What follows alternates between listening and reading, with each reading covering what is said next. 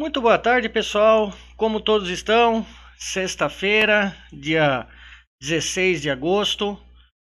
Primeiramente, eu gostaria que vocês falassem aí no chat se vocês me ouvem, se a imagem tá legal, para a gente poder estar fazendo a saga do CNPI. Olá, Fábio Assunção, boa tarde. Vitor, boa tarde. Daniel, tudo bem, meu amigo? Todo mundo por aí, o Sirval, Shadif. Vamos lá. Pessoal, ontem eu tive um pequeno desabafo comentando o resultado da prova. Eu acho que é cada vez mais importante a gente sempre estar nos expressando. Excessos a gente comete sempre ao vivo. Não sei se alguém interpretou de uma forma que foi excesso, mas eu precisava expressar os meus sentimentos e eu acredito que todos que estão estudando para essa prova, como outras certificações, também compartilham comigo esses pensamentos, né? Essa mesma linha de raciocínio. Bom, o mercado tá meio chatinho, né? Essa semana quem quis pegar tendência conseguiu, quem quis pegar canal conseguiu, todas as escolas operacionais tiveram seus momentos de glória e principalmente momentos de perda, que é o que a gente sempre fala. A maior preocupação que o trader tem que ter, ou que o investidor tem que ter, é a gestão de risco. 80% de qualquer operação dentro do mercado financeiro é uma gestão de risco. É saber o quanto que você aceita perder naquela operação e ter uma matemática positiva. Então, quem está tendo algum tipo de problema relacionado a isso, aproveita toda essa oportunidade que o canal tá fazendo esse projeto, essa questão. Nós temos quase 11 horas de transmissão, às vezes, por dia, seguidas. Além do pregão, nós temos toda a tratativa de preparação do trader para o começo do pregão. O finzinho do pregão, nessa última hora, nós temos essa saga do CNPI. Posterior, às 6 horas, às 7, nós temos uma tratativa da parte psicológica e da questão de tratamento de riscos do trader, que a Carol e que a Danusa fazem, com teorias comportamentais. Tá? Nem sempre a sexta-feira é ruim de operar. Tá? Não necessariamente é ruim de operar numa sexta-feira. O mercado está esperando. Nós tivemos uma pancada violenta na Argentina essa semana, das prévias que teve lá da eleição, a possibilidade de ter um retorno de poder de um determinado partido, uma determinada doutrina, e o mercado não gostou muito. Então, essa pancada a gente sentiu aqui. Tem toda uma questão esperando em termos de notícia, em termos de votações no Congresso. Tem a questão do anúncio da sucessora da Raquel Dodge, da PGR. Então, tudo isso o mercado ele fica precificando. Então, nós temos dias de grande volatilidade e dias de contração. É como se fosse uma mola. Né? Dias que tem um expressivo movimento de alta ou de baixa, ele normalmente ele é seguido de dias de contração. Sexta-feira, às vezes acontece isso, é bem contraído, às vezes dá uma pancadinha só de manhã e depois isso fica de lado. Esses movimentos, essas figuras, né, essa questão de triângulos simétricos e padrões de alargamentos que a gente encontra tanto no intraday. Então a gente tem que entender qual o melhor momento de estar operando e qual o melhor momento de ficar fora. Né? Se vocês forem ver o índice essa tarde, praticamente ele ficou dentro de um triângulo, formou para um retângulo, tentou perder para um lado, não aceitou, tentou vencer para o outro lado, não aceitou, e ele está nessa lateralidade que é, para quem gosta de operar tendência, sofre bastante. Para quem tem uma outra metodologia de olhar canais, ou olhar linhas de tendência, né, de pegar pavio, talvez essa pessoa tenha se dado melhor. Quem trabalha por bandas, provavelmente essa tarde teve bons resultados. Sempre vai ter bons momentos para todos os lados. A gente tem que saber entender qual que é o nosso perfil e como a gente deve operar. Então é para isso que tem todo esse projeto, para a gente poder estar dando sequência. Mudar rapidamente a minha tela aqui. Nós começamos a falar essa semana em relação ao código de ética da PMEC, que é um dos temas que cai na prova, é cobrado tanto para a prova quanto para o analista. E mesmo as pessoas que não pretendem tirar a carteira de CNPI, elas podem aproveitar esse momento para poder estar entendendo as lógicas do mercado, as máximas do mercado, as variações que nós temos dentro da renda fixa, toda aquela sopa de letrinhas e principalmente condutas, né? Como deve se portar, ou determinadas situações, por que o analista não falou, ou por que o analista mudou de assunto, ou até ficou bravo, ou alguma coisa do tipo. Então essa é uma das premissas em relação ao código de ética. Nós falamos sobre o capítulo 1, a disposição geral. Então, sempre vai estar em branco e em alguns detalhes eu coloco sempre em laranja para a gente poder fazer um mapa mental para ficar mais fácil na hora da prova ou numa hora de uma leitura, você simplesmente bater o olho e já lembrar, de acordo com as analogias que a gente vai trocando ideias por aqui. Hoje a gente começa a falar sobre o capítulo 2, regras de conduta do analista. Quem tiver curiosidade ou tiver querendo pegar o código por inteiro, pode entrar nesse site que está aqui embaixo do meu vídeo, tá? www.apmec.com.br, e vai na matéria ou simplesmente joga no Google código de ética da PMEC, que vocês vão ser direcionados diretamente, vai ter um link que vocês vão diretamente para a página. E toda a informação que eu estou colocando aqui nesse vídeo está lá. Então, a parte do capítulo Regras de Conduta do Analista, ele já começa lá falando sobre o analista deve conhecer e manter atualizado acerca de normas, regulamentos e leis aplicáveis à sua atividade. Deve ainda zelar pelo cumprimento de tais normas. Até aí não tem muita... É aquilo que eu falei, começa a ser redundante. O artigo 13 são condições necessárias para testar o conhecimento normativo. O item 1, aprovação no exame do conteúdo brasileiro CNPI, CNPI-T e CNPI-P, que são as escolas, né? O CNPI normal, ele é o analista tanto fundamentalista quanto técnico, né? O que a gente chama de analista pleno, né? Que é esse CNPI-P. O CNPI normal é somente escola fundamentalista e o CNPI-T é o analista técnico gráfico, tá? Tem a participação no programa de educação continuada da PMEC.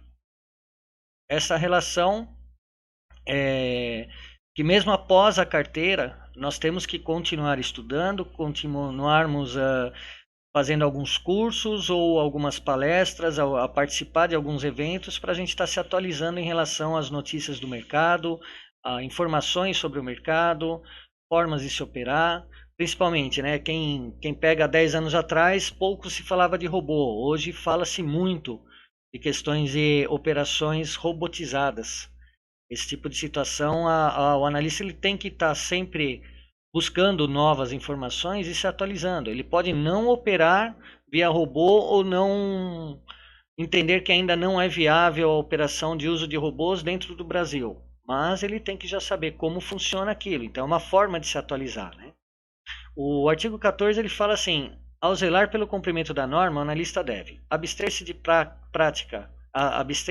abster-se de praticar atos em desconformidade com as normas vigentes, desencorajar outros de fazê-lo, dissociar de quem o faça. Parágrafo único. A ausência de políticas e procedimentos adequados ou não o cumprimento de determinações da CVM ou PMEC pela instituição a qual o analista mantém vínculo não exime o analista de suas obrigações perante o presente código. Então aqui basicamente é mais um aviso que se dá para quem vai seguir esse código, né?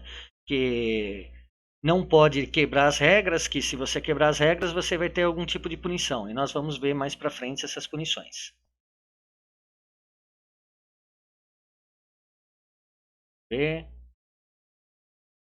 Aqui. Uso da informação privilegiada. A gente sempre fala muito de insider information, insider trades. São pessoas que acabam pegando informações fora do contexto público e acaba divulgando ou querendo se beneficiar em cima delas, né? O artigo 15 fala: a busca e o uso da informação privilegiada são vedados ao analista, considerando-se informações privilegiadas aquelas que sejam relevantes. E, né, esse I.E eu não sei o que significa, fala assim, possam afetar a decisão de investimento e não tenham sido divulgadas para o público geral. É vedado ao analista assediar funcionários ou qualquer pessoas vinculadas ao emissor, tais como prestadores de serviço na busca de informações privilegiadas. O artigo 16 fala assim: o analista deve distinguir entre a divulgação ao público geral feita por um canal público e a disseminação para um conjunto determinado de pessoas. Por exemplo, um conjunto de analistas em uma conference call, uma reunião presencial, restrita. E o parágrafo único fala assim: caso uma informação relevante seja divulgada em ambiente restrito, o analista deve abster-se de utilizar a informação e alertar o emissor da necessidade de proceder a uma divulgação pública. Essa parte é bem interessante. Se a gente voltar lá na disposição geral, no começo do artigo, ele fala da equidade do analista, ou seja, ele tratar todos iguais, o respeito e sempre ter a correta postura, né? Então, quando a gente chega nessa parte, informação privilegiada, se um analista ele acaba recebendo algum tipo de informação, por exemplo, ele está sabendo que a Petrobras descobriu um novo poço de petróleo e que tem muito petróleo lá dentro. Ele já está sabendo disso. Essa informação não se tornou pública. É errado da parte dele fazer algum tipo de análise tendenciosa para a compra daquele ativo ou mesmo operar aquele ativo, né? O analista ele pode operar, ele não tem pela APMEC, pela regra do CNPI, ele pode operar uma ação. Algumas corretoras proíbem o analista de qualquer operação de renda variável, mas isso é uma regra entre a corretora e o analista. Em termos de certificação de CNPI e de APMEC, o analista ele pode operar. Só que se ele tem essa informação antecipada, é antiético da parte dele, não é equitativo, não é correto ou idôneo ele passar essa informação para frente. Ele chegar e falar, olha, vamos comprar Petrobras e ocultar essa questão que ele soube que teria esse poço de petróleo a mais.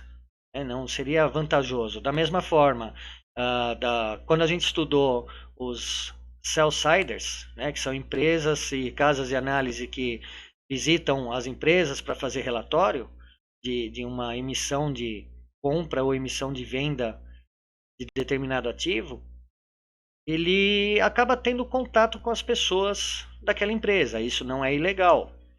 Só que da mesma forma, o que seria ilegal? Ele chegar para o diretor e falar, ou para a secretária do diretor e falar, escuta, o diretor já assinou aquela liberação de verba para poder construir a nova fábrica, né?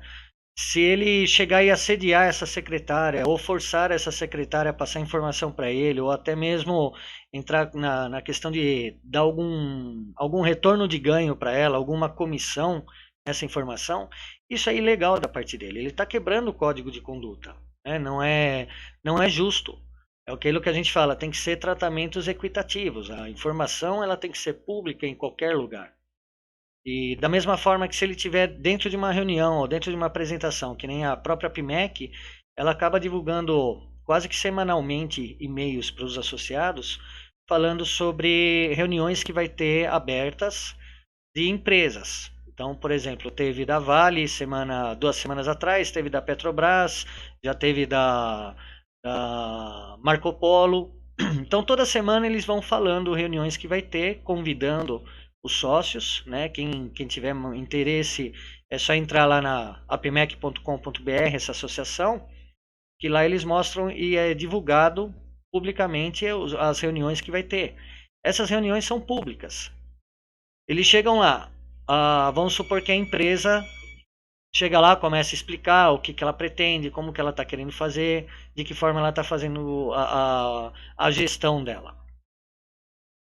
Se tiver alguma informação que isso possa tratar os investidores de maneira diferente ou divergente, o próprio analista ele deve avisar quem está fazendo esse tipo de promoção ou de divulgação, que a pessoa tem que tornar público. Ele tem que ir lá no RI da empresa, tem que mostrar publicamente, tem que postar em jornal, os canais de comunicação. A informação ela tem que ser equitativa.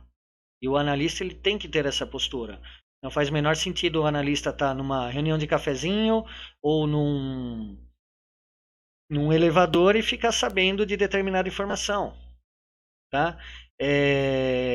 O que é... Deixa eu ver aqui. Sou novo no assunto. O que é R em aberto? Aonde você está vendo R em aberto, Cremosa? Eu não entendi o que você escreveu.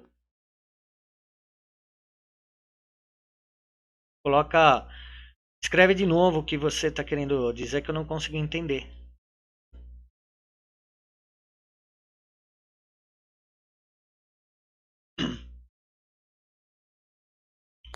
Deixa eu ver o que ele põe aqui.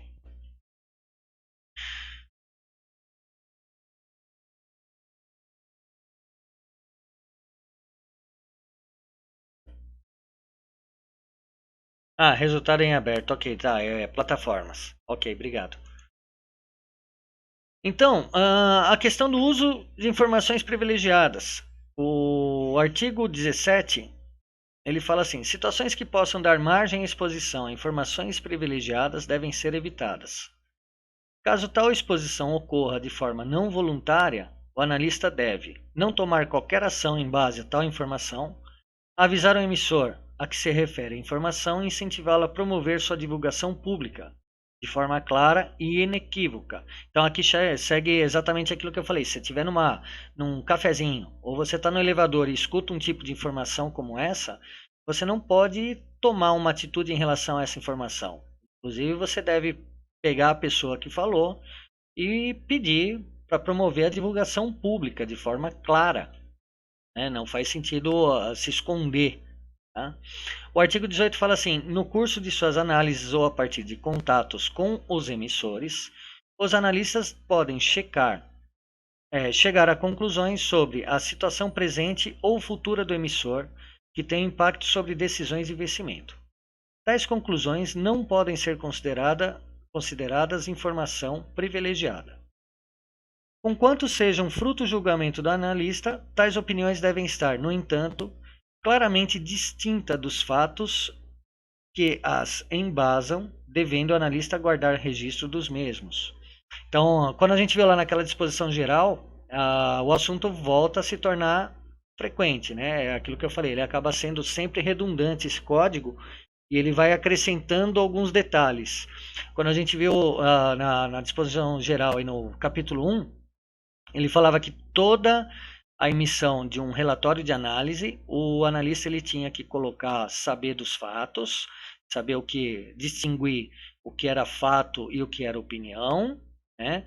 E que ele deveria sempre estar guardando em até 5 anos as informações. Então, qualquer tipo de relatório que ele emita, as informações que ele usou para colher aquele relatório e formar aquele relatório, ele tem que guardar em até 5 anos. Aqui ele só está falando agora no artigo 18, a distinta dos fatos que as embasam, devendo o analista guardar o registro dos mesmos. Ou seja, se ele de repente fizer uma análise e assim que ele lançar essa análise o papel explodir 300%, alguém vai querer entender, né? As pessoas vão querer entender. Espera um pouquinho, você sabia de alguma informação? Como que você chegou nessa conclusão que ia dar 300% essa operação? Aonde você viu isso? O que te levou a entender graficamente ou fundamentalmente que a empresa faria esse movimento? Ou da mesma forma, a pessoa pediu uma compra e o papel simplesmente desabar, virar pó. Com certeza esse tipo de análise vai ser investigado, vai ser analisado. Lembrando, toda análise que o analista fizer, todo o relatório que ele emitir, tem um relatório fim do dia que ele deve fazer, ou fim do dia ou fim de semana, depende de como é a estrutura que o analista tem com a corretora, e esse relatório tem que ser enviado tanto para a CVM quanto para a PMEC. Então, tudo tem que ser divulgado e deixado claro. Tá?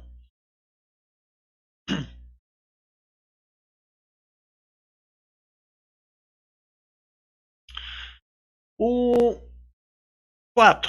Integridade dos mercados. O artigo 19 fala assim: o analista deve se abster de práticas que possam ferir a integridade dos mercados ou de seus participantes. 20. É vedado ao analista disseminar informação falsa, repercutir rumores, exagerar sobre fatos ou ainda dar opinião diversa da constante do seu relatório de análise divulgado publicamente, acerca do mesmo emissor e seus valores mobiliários. E a 21 fala assim: é vedado ao analista a crítica sem bases reais ou a difamação de outros analistas e demais profissionais de investimento, devendo as eventuais discordâncias serem tratadas de forma judiciosa e com devido respeito profissional.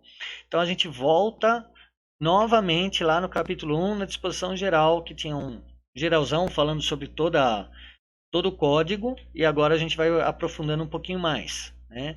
Então a primeira questão, que o analista, além de ele ter uma postura equitativa e coerente, correta, idônea, ele está aqui, ó, ele tem que abster-se de práticas que possam ferir a integridade dos mercados ou dos seus participantes. Então, volta naquele sentido. O 20º, o artigo 20, que fala, né, disseminar informação falsa, repercutir rumores. A gente viu lá na disposição 1, no capítulo 1, que o analista ele tem que checar as informações, registrar, guardar, e qualquer informação que ele repasse, ele é responsável pelaquela informação. Então ele pode usar até um relatório de um outro colega analista, sem problema nenhum, ele pode usar, desde que ele cite as fontes. Se for da mesma corretora, ele não precisa citar a fonte, porque foi um analista feito dentro da mesma empresa, digamos assim. Tá? Agora, o mais importante disso é que toda vez que ele passar alguma informação, a informação ele passa a ser responsável por aquilo. Então ele tem que ver se realmente aquela informação é correta, é verdadeira. Se ele quiser usar uma informação falsa, além de ser vedado pelo Código de Ética, ele pode ser responsabilizado por isso. Tá? E a outra questão, que o tratamento entre os analistas deve ser respeitoso, que a gente viu lá na disposição geral, e que mesmo que você não concorde, você tem que fazer em cima de fatos e com todo respeito. Então não é porque o analista da corretora concorrente ou o analista que tem mais Ibope que o analista A que tem mais Ibope que o B, ele vai falar, não, o cara chamou aquilo, por que ele foi fazer fazer aquela recomendação? Aquele cara tá maluco. Ele acaba difamando a análise e ele acaba difamando também o analista. Isso daí pode ser tratado judicialmente. Inclusive já teve vários casos aqui no país de pessoas reclamando ou condenando analista A, B ou C. Isso foi para a judicial. Né? Vira e mexe a gente acaba vendo nos noticiários de sangue dos traders essa parte. Né? Cada vez tem se tornado mais público esse tipo de situação de um analista criticar o outro publicamente. Tanto como postura quanto de recomendação. É assim, cada um tem o seu método e tem a sua forma de operar e a sua matemática. Cabe aos investidores entender se aquilo é viável para ele e fazer a operação conforme a recomendação do analista. Né? Agora, outro criticar é o mais complicado. Tá? Vamos lá. Por enquanto está tranquilo, pessoal? Tá entendendo sem problema? O chat de repente dá uma parada, a gente fica meio não sabendo. Né? Vamos lá. Priorização do investidor e tratamento equitativo. Voltamos novamente naquela questão. Pau que bate em Chico, bate em Francisco. Então a postura que tem o Pietro, não, hoje não tem a Danusa, tá? A Danusa são as segundas e quartas, tá? aquilo que eu falei, pau que bate em Chico, bate em Francisco. Então voltamos na questão do equitativo. O artigo 22 fala: o analista deve colocar o interesse do investidor acima dos seus próprios interesses ou do interesse da instituição, com o qual mantenha vinculado. Então a gente vê muito essa questão, né? O investidor deve ter acesso prioritário aos resultados das análises, sendo vedado ao analista fornecer sua análise a terceiro antes de divulgá-las ao investidor. O analista que observar as regras referentes à restrição de investimento após ou antes da emissão de um relatório conforme a instrução CVM 483. Eu até coloquei ela aqui embaixo, tá? Esse link. CVM, se vocês jogarem no Google também, CVM 483 já aparece, é mais fácil vocês pegarem. Tá? O analista deve tratar os investidores de maneira equitativa, novamente. Relatórios e análises devem ser divulgados de forma equânime para todos os investidores aderentes ao mesmo nível de serviço. Restrições de acesso de relatórios e análises ao assinante ou outras formas de tratamento diferenciado não ferem a presente regra, contanto que os diferentes níveis de tratamento e requisito para atingi-lo esteja de acordo com uma política formal de tratamento equitativo. O que ele quer dizer nessa parte? Ele quer dizer que assim, o analista ele tem que sempre priorizar a visão do investidor. Não adianta se o mercado, vamos supor assim, o analista ele gosta de operar tendência. E aí ele vê o mercado dentro de uma consolidação lateral. Ele está numa live e o investidor está falando assim, pô, eu preciso operar, eu preciso recuperar o loss, eu preciso fazer isso, eu preciso fazer aquilo. Ele não pode chamar se aquilo não pertence à maneira, à forma que ele costuma operar. Porque ele sabe que aquilo é um nível de risco alto. A gestão de risco, a possibilidade de ganho em relação à possibilidade de perda é grande. A gente costuma ver bastante essa questão aqui, inclusive no chat, nas lives, né? Por diversas vezes, tanto o Charles quanto o Martins, eles falam, olha, aqui você tem que tirar a mão. Tira a mão desse mercado. Nós estamos presos nessa caixinha. Essa parte aqui não vai dar dinheiro. Essa parte só vai tirar dinheiro. Ele tem que deixar claro isso pro espectador, pro investidor. Tá? Deixar bem claro, de forma clara. Né? A questão de toda essa parte de acesso a relatórios, você imagina o seguinte, se eu sou um analista, eu tenho um grupo de amigos e trabalho para uma corretora. Eu falo, bom, eu vou chamar 5 ativos na segunda-feira. Eu chego na sexta-feira e falo para esses meus amigos no meu grupo do Zap, escuta, eu vou estar comprando esse papel, esse papel, esse papel. Vou chamar na segunda. Pô, já compra agora que vocês vão estar ganhando antes. E aí na segunda-feira eu chego e divulgo para o pessoal na corretora a minha carteira. O pessoal que está comprando, eles estão comprando atrasado. Ou seja, eu beneficiei outros investidores no lugar de alguém. Não foi equitativo, não foi de forma clara. Né?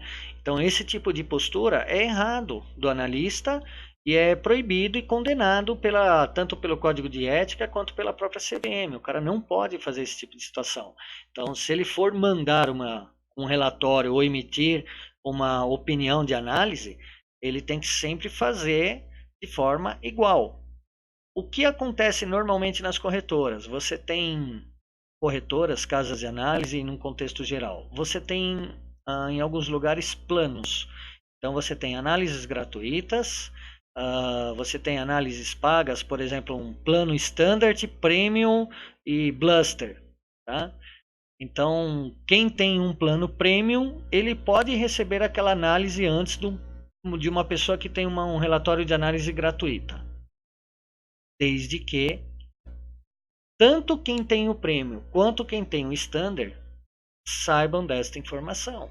Esteja gerado no relatório, esteja claro dentro do site da corretora, da questão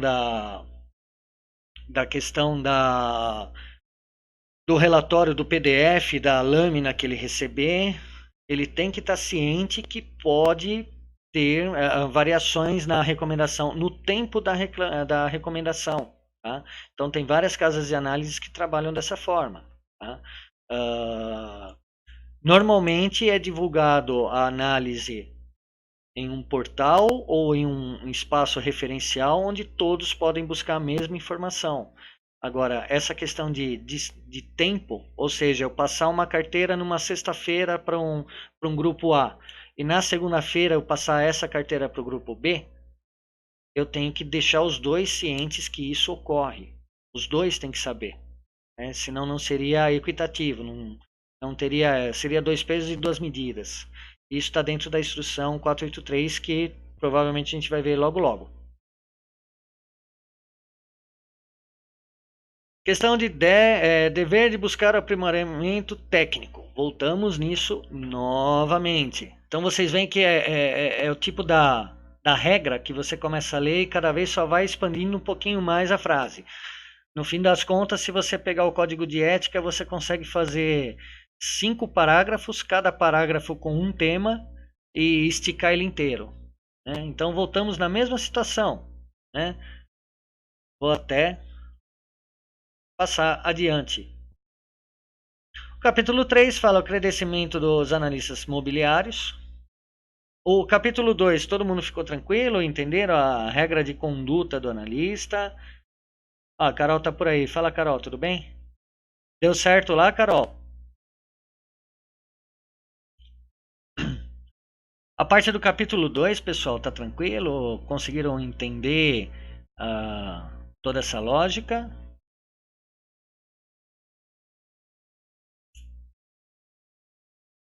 Vamos lá, então. Então agora a gente começa o capítulo 3, credenciamento do analista de valores mobiliários. Então ele começa lá. O exercício pleno da condição do analista de valores mobiliários depende do prévio credenciamento do profissional junto à APMEC. Inclusive, quem está prestando as provas, não necessariamente o cara precisa estar filiado à APMEC. Ele pode fazer fora, só que paga mais caro, não sendo associado. Só que para ele poder credenciar e tirar a carteira, ele tem que estar junto da APMEC. É obrigatório o credenciamento de todos os analistas autônomos e dos analistas responsáveis pelo relatório de análise no termo do artigo 5º da instrução CVM 483. Novamente, ele já está citando a norma da CVM. Tá? Ao se cadastrar, o analista deve se classificar nas categorias abaixo, conforme o caso. Então, analista autônomo ou vinculado a uma instituição integrante do sistema de distribuição ou a pessoa natural ou jurídica autorizada pela CVM a desempenhar a função de administrador de carteira ou de consultor de valores mobiliários. Vinculada a pessoa jurídica que tenha em seu objeto social exclusivamente atividade de análise de valores mobiliários. Então aqui ele começa a tratar a parte de como que o analista pode operar. Então, de que forma que ele pode trabalhar? Ele pode ser um analista autônomo, que ele vai fazer todos os relatórios dele, vender esse tipo de relatório para um plano mensal, para um grupo, deixar exposto no site, alguma coisa do tipo, ou ele pode trabalhar para uma casa de análises, uma corretora, ou até mesmo uma empresa de sell-side, para poder gerar todos esses relatórios, desde que tudo esteja descrito conforme a CVM, tem as normas. Então, mesmo que o cara tire a carteira dele de analista, CNPI, bonitinho, ele fala, legal, então a partir de amanhã eu vou abrir aqui e vou começar a vender relatório. Não, não é assim. Tem que pegar a instrução 483, ele tem todas as regras dentro daquela instrução, como ele deve emitir esse relatório. Tá? 26. O credenciamento será realizado de acordo com os procedimentos específicos adotados pela APMEC. Tá? Então, tem a questão da aprovação dos exames do CNPI, T e P. Legal. Voltamos a ser redundantes. A gente acabou de ver isso no artigo 2, lembra, pessoal? No capítulo 2, ele voltou a falar isso aqui. Né? O preenchimento de formulário de cadastro próprio, assinatura do termo de adesão ao presente código, a assinatura de documento atestando que o postulante não foi condenado por crime falimentar, essa parte é muito importante. Tá? De prevaricação, peita ou suborno, consussão, peculato, lavagem de dinheiro ou ocultação de bens, direito de valores, contra a economia popular, ordem econômica, as relações de consumo, a fé pública ou a propriedade pública, o sistema financeiro nacional ou a pena criminal que vede, ainda que temporariamente, o acesso aos cargos públicos, por decisão transitada e julgado, ressalvada a hipótese de reabilitação. Essa questão caiu na minha prova, tá? Sobre código de ética da PMEC. Caiu uma questão muito nesse slide. Eu fiquei assim, você fica meio tonto, porque aqui ele está dizendo que para você poder se credenciar, você vai ter que tirar lá os resultados dos exames, né? Então você faz o conteúdo, por exemplo, no meu caso, que eu estou tirando a carteira de CNPI técnico, o CNPI-T. Então eu tenho que fazer a prova do CB, depois disso uma prova de CT1, que chama, que é a prova técnica de gráfico. Legal, aprovei, tudo certinho, eu vou, entrego todos os relatórios para a PMEC, assino lá o código de adesão, o termo, sem problema nenhum. Eu tenho que fazer, além de todos os antecedentes criminais, eu tenho que pegar uma série de itens lá e assinar e dizer que não fui condenado em relação a isso. Porque tem muita gente que pode ter algum tipo de problema em relação à lei e o cara é vedado, o cara poder fazer alguma estelionato em relação a isso. Tá? O que caiu para mim foi bem assim a questão, né? Que fala que o Sistema Financeiro Nacional, a questão era assim, o Sistema Financeiro Nacional determina, junto ao Código de Ética da PMEC, que, 2 pontos, aí vinha bem assim, que o analista só pode ser credenciado se ele não tiver nenhuma pena criminal que vede ou ainda temporariamente acesso ao cargo público. A opção B falava bem assim, ou a pena criminal que vede ou ainda temporariamente acesso ao cargo público por decisão transitada em julgado. A opção C, repetia essa mesma frase, só que aí voltava assim, peculato e lavagem de dinheiro. E a opção D vinha que ele não foi condenado por crime falimentar, de prevaricação, peita ou suborno. Ponto. Tinha exatamente essas questões. Era exatamente assim a questão. Aí você fala, pera um pouquinho. As 4 alternativas, elas estão coerentes e estão corretas.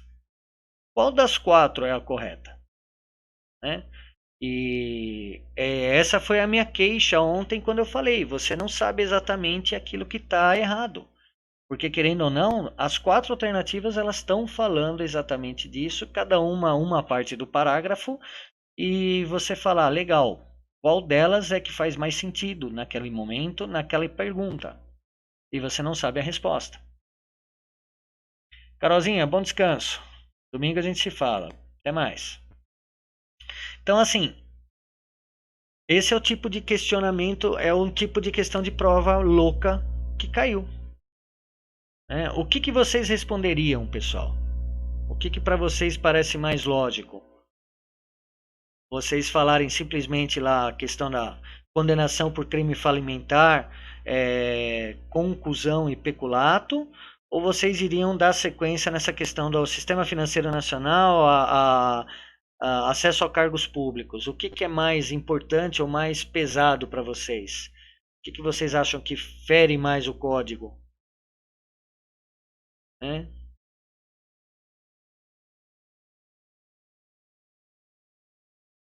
Então, assim, esse tipo de... Eu estou vendo que até o chat parou, não estão pensando, estão respondendo. É exatamente isso que acontece na prova. Você fala, pera um pouquinho, o que faz sentido? Todos fazem, né? E eu levei esse mapa mental. Eu cheguei, imprimi, eu tenho impresso, levei. Então eu fui em cima dessa questão do Sistema Financeiro Nacional, que era o que eu lembrava na hora, que era a questão do acesso aos cargos públicos. Tá? Foi essa a alternativa que eu respondi. Não sei se estou certo ou se estou errado.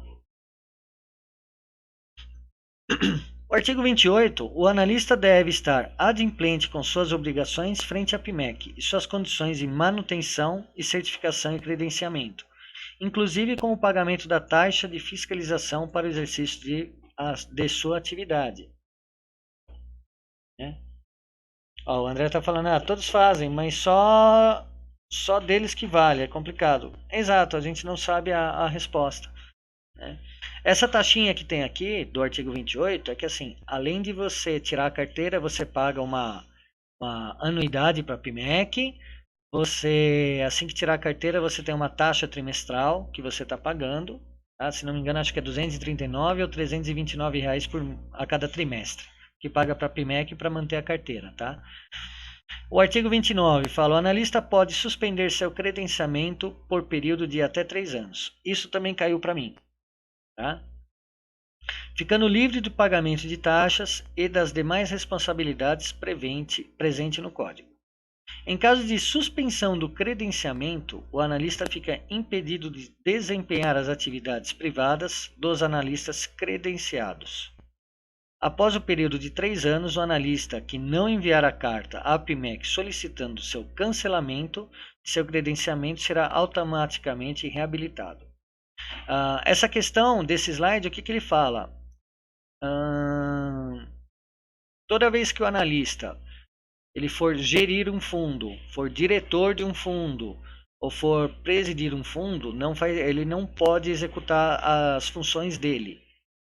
Então ele tem que se dissociar, congelar a certificação dele. E nesse período ele não vai poder emitir nenhum tipo de relatório, em nenhum momento, mesmo se ele estiver junto de um outro analista. Tá? Então, por exemplo, eu virei um gestor de um fundo grande, de um fundo de investimentos. Então eu vou pegar minha carteira, eu vou pedir o congelamento da minha carteira e durante esse período de 3 anos eu não pago taxa, mas eu não posso emitir nenhum tipo de relatório.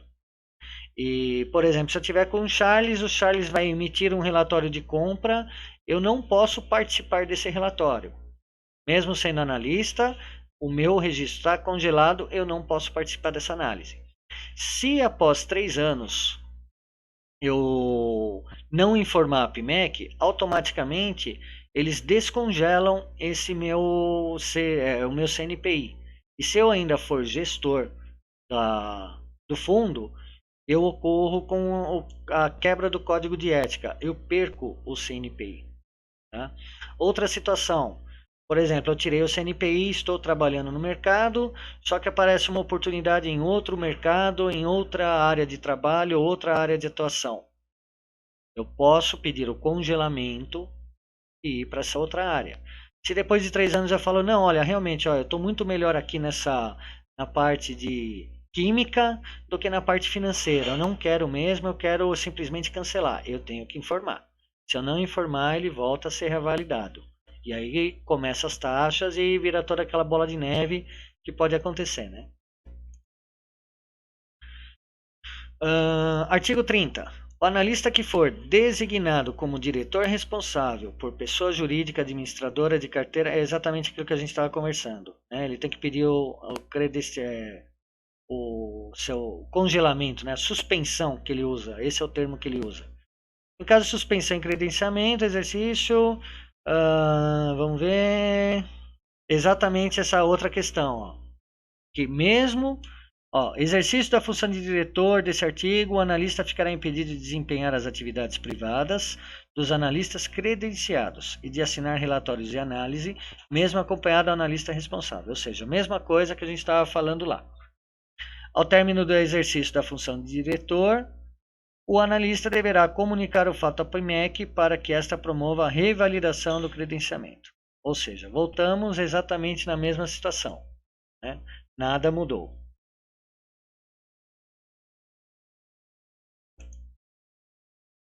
O capítulo 4, ele fala de supervisão, apuração de infrações e punições cabíveis. Capítulo 4, ele começa esse papo, como começa a se tornar um pouco extenso e redundante demais, a gente vai estar parando a parte do Código de Ética por hoje e a gente retorna com ela segunda. Ficou alguma dúvida em relação a esses capítulos que nós vimos, 2, 3 e 4 no chat? Comenta por favor no chat. Quem estiver assistindo esse vídeo posteriormente, deixa o comentário aqui tanto aqui no canal do Charles quanto no meu próprio canal, no DT Dog Trader, que aparece aqui em cima. Tá? Posteriormente a esse vídeo eu vou estar colocando lá no meu canal e lá vocês podem assistir, reassistir, voltar. São muitos assuntos, aliás, são poucos assuntos, só que muitas vezes recorrentes. Então ele começa a confundir tanto a nossa leitura quanto confundir a questão do entendimento ou das variações que existem, os acréscimos que existem durante esses capítulos. Então acaba se tornando até uma questão hipnótica. Né? Ele chega num ponto que se torna hipnótico. Então, qualquer dúvida que você tiver, deixa seu comentário aqui embaixo no vídeo. Assim que possível eu já vou responder, a gente vai conversando, qualquer dúvida, tá? Vamos agora para o próximo vídeo. Deixa eu travar aqui a gravação.